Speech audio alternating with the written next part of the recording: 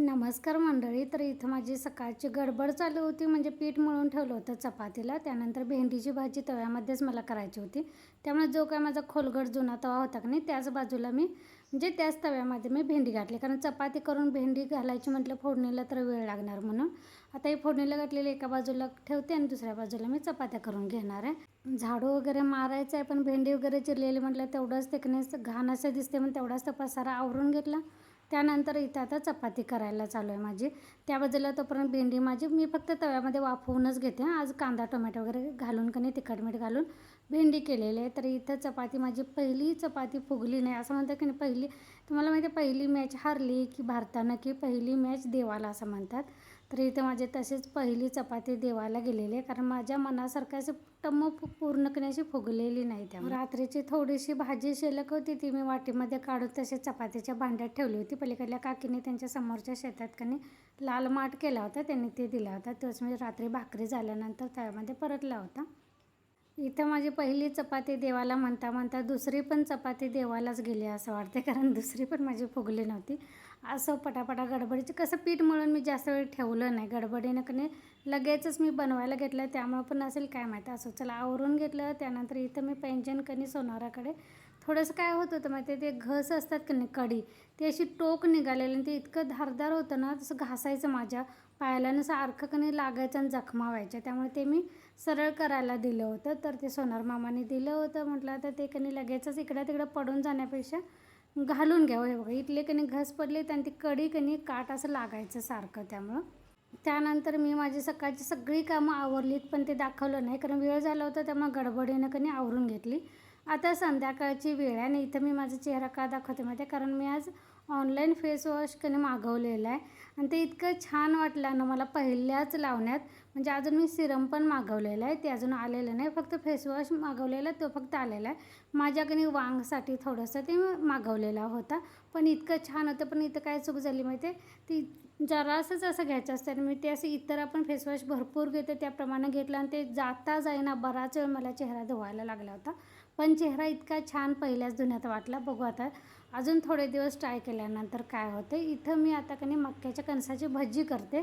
काय व्हायला लागले, सीझन असल्यामुळं कोणी ना कोणीतरी कणी मक्याची कणसं देतातच. मक्याची कणसं म्हणजे स्वीटकॉर्न नव्हे, आपल्या शेतामध्ये शेतकरी जे पिकवतात ना साधी मक्याची कणसं ती आहेत. मग प्रत्येक वेळी कधी मी भाजते, कधी उकडते, कधी मक्याचा चिवडा करते, पण ते आता सगळेजण पोरं कणी खाऊन कंटाळलेले आहेत. त्यामुळे म्हटलं कणी आज मक्याची भजी करायची.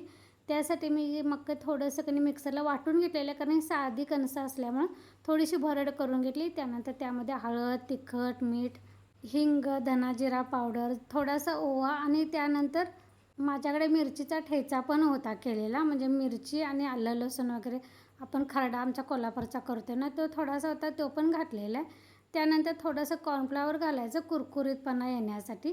जर कॉर्नफ्लॉवर नसेल तर तांदळाचं पीठ घातलं तरी चालते आणि मग बेसन पीठ घालायचं आणि थोडंसंच असं पाणी शिंपडून कणी ते मिक्स करायचं. अगदी पातळ करायचं नाही, कारण मक्याच्या कणसांना पण थोडासा ओलसरपणा असतो ना, त्यामुळं नंतर लागलं तर तिखट मीठ मला थोडंसं अजून लागलं आणि अजून थोडंसं बेसन पीठ लागलं. बेसन पीठ लागेल तसं तुमच्या अंदाजानं करा.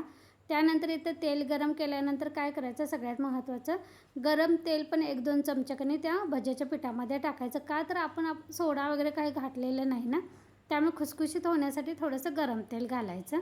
म्हणजे मक्याची कणसं असो किंवा दुसरी कुठली पण भजी असो चांगली लागतात म्हणून. तर इथं एक घाणा माझा टाकलेला आहे. तोपर्यंत म्हटलं दुसऱ्या बाजूला चहा करायचा. सकाळची जेवणाची वगैरे भांडी घासायची होती, कारण संध्याकाळचा चहा झाल्यानंतर म्हटलं एकदमच ती भांडी काढून घ्यायची. सकाळची म्हणण्यापेक्षा दुपारची जेवणाची भांडी घासायची राहिलेली.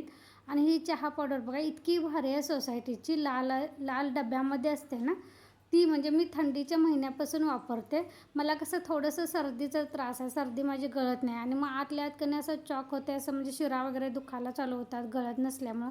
आणि ही मी ज्यावेळपासून चहा पावडर वापरायला लागले ना, थोडासा तो त्रास पण माझा कमी झालेला आहे. तुमचा पण थंडीच्या महिन्यात की थोडासा घसा किंवा सकाळी उठल्या उठल्या पण थोडासा असा घसा बसल्यासारखं, थोडंसं सर्दी जाणवत असेल ना, तर ही चहा पावडर ना नक्की वापरून बघा, खूप छान आहे. खडे मसाले असल्यामुळं की नाही एकदम भारी. सकाळ सकाळी एकदा का असे ना तुम्ही बनवून प्या. आम्हाला ती सवय झाल्यामुळं की नाही सकाळ संध्याकाळ आम्हाला तो चालते चहा पावडर. तर इथं मक्याच्या कणसाच्या भज्यासोबत की नाही सॉस पाहिजे होता आणि सॉस माझ्याकडे संपला होता, त्यामुळे नीलला पाठवून दिलं आणि म्हटलं हे भजी एक गाणं तळण होई तोपर्यंत भांडी पण थोडीशी पडली, ती पण आवरून घ्यायची. तर पहिल्यांदा तुम्हाला ना माझ्या मावशीने निंजा टेक्निक दाखवलेली आयडिया ती दाखवते. हे बघा, हे कधी दुधाच्या पिशव्यांची आहे की नाही ती आहे. हे धुवून कणी असं चिकटवलेलं. काय होतं, पोरांच्या डब्याला कणी थोडंसं असं साराची भाजी असली की ती अशी गळते आणि ते सॅक तेलकट होते आणि दुसरी बॅग डब्बा घालून न्या म्हटलं ना, पोरं न्यायला बघत नाही, सॅकमधूनच नेतात. मग मी काय करते, प्लॅस्टिकच्या कॅरी बॅगमध्ये डबा बांधून देते. तर मावशी म्हणाले असं पिशव्या दुधाच्या असतात त्या धुवायच्या आणि अशा भिंतीला कणी चिकटून ठेवायच्या. आपल्याला लागेल तसं आपण भाजीचा वरचा जो डब्बा असेल ना त्याच्या टोपणाच्या आत हे कट करून लावायचं, म्हणजे भाजीचा सार बाहेर पडत नाही आणि सॅक तेलकट वगैरे होत नाही. त्यामुळे मी कधी त्या धुवून अशा भिंतीला चिकटवलेल्या आहेत. तर इथं आपली मस्तपैकी गरम गरम भजी पण तयार होत आहे. तेव्हा इतकी छान झालेली ना कुरकुरीत, आणि मी पहिल्यांदाच केलेली. म्हणजे मी इथून मागं कधी केली नव्हती कणसाची भजी. आज म्हटलं दाणे आहेत थोडेसे, अजून कणसं ठेवलेले आहेत, थोडंच म्हटलं पहिल्यांदा ट्राय करायचं. त्यामुळे आपण जी घरात मी बाकीची दुसरी भजी करतो की नाही त्याचप्रमाणे मी ही पण केलेली आहे. पण इतकी छान झाली होती आणि सॉससोबत की नाही तर भन्नाटच लागत होती. गरमी तर इतकी प्रचंड वाढलेली आणि किचनमध्ये उभं राहायलाच नको वाटतं. थोडंसं जर किचनमध्ये काम करत राहिलं ना तर असं घामाच्या धारा पडल्यासारखं वाटतं.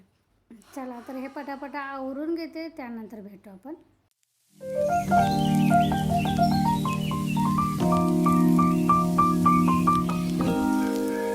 इथं तोपर्यंत गावाकडून भाजी पण आली होती. ही आंबाड्याची भाजी आहे, ही आमच्या शेतातली आहे. बघा, काळे वाटाणे घालून शेंगदाणे घालून केली की नाही इतकी छान लागते. आणि त्यानंतर कोथिंबीर आणि आज बांध पण काढला होता, त्यामुळे जगदाळ्याच्या शेंगा पण पाठवून दिल्या होत्या. बांध पूर्णपणे स्वच्छ करून घेतला, त्यामुळे जगदाळ्याच्या शेंगा गावलेल्या त्या पाठवल्या. त्यानंतर थोडंसं त्यामध्ये अजून वांगी, हिरव्या मिरच्या असं काहीतरी दिसतंय, ते पण पाठवलेलं आहे, कारण आमच्या तिकडचा आज आठवडी बाजार आहे. आणि तुम्हाला हे कणी मी पेरलेलं टोकनलेलं घेवडा दाखवते. हे तिसऱ्या दिवशी येते बरं का. आता हा 6वा दिवस असेल, इतका मोठा झालेला आहे. अजून इकडे कणी मी आता चवळी पण लावलेली आहे, ती पण आलेली आहे बघा. ही उन्हाळी भाजी आहेत. ही आता का उन्हाळी म्हणा किंवा पावसाळ्यात पण लागतील बहुतेक. आणि इथं मी पपई टाकली होती, त्याचं एक झाड मोठं असं झालेलं आहे, पण बाकीची पण झाडं कणी अशी उगवलेली आहेत. पपई असं थोड्याशा बिया टाकलेल्या कारण ती इतकी झाडं उगवलेली आहेत की नाही. आता ती इतकी झाडं काय करायची, एकच ते मोठं झालेलं बस आहे. म्हणून म्हटलं आता बाकीची झाडं कणी मोठी व्हायच्या अगोदर ती काढून टाकावीत, म्हणजे अस्कट पण होणार नाही. अजून तिथं पण काय काय काय काय टोकनले, त्यामुळे ते बघत बघत मला हळूवारपणे वेळ मिळेल तेव्हा थोडंसं रान ते काढायला पाहिजे. पण त्यात पण चवळी, घेवडा वगैरे असं टोकनलेलं आहे, ते थोडंसं असं मोठं मोठं झालेलं आहे, ते बघत बघत काढायला पाहिजे. त्यामुळे माझ्याकडे आज काय वेळ नव्हता. आज म्हटलं फक्त ती पपईची रोपं उगवलेले आहेत भरपूर, ती काढून टाकायची.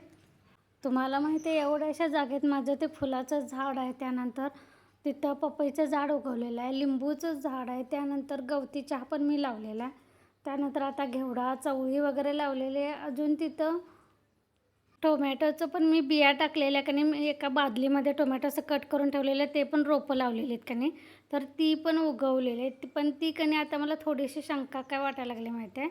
हे आता मी तुम्हाला दाखवते, हे नव्हे, हे बघा, हे आता टोमॅटो आहे की बेलवांग आहे काय माहीत. बेलवांग म्हणजे ते छोटे छोटे टोमॅटो असतात का नाही, ते आहे की काय माहीत. आता ते थोडंसं मोठं होते का बघणार, नाही तर ते काढून टाकणार, कारण आमच्या कोल्हापूरच्या भागात बेलवांग्याचा काय आम्ही वापर जेवणामध्ये करत नाही, त्यामुळं.